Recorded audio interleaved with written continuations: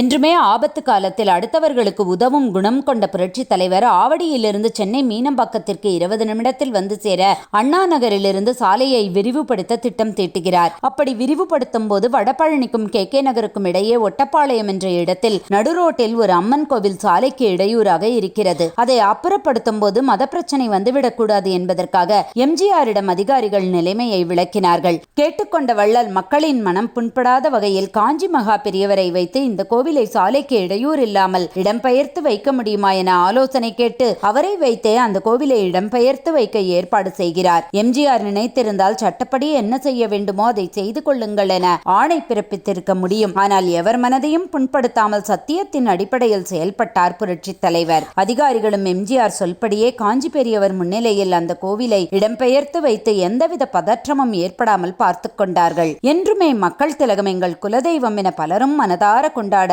இதுவும் ஒரு காரணமாகும்.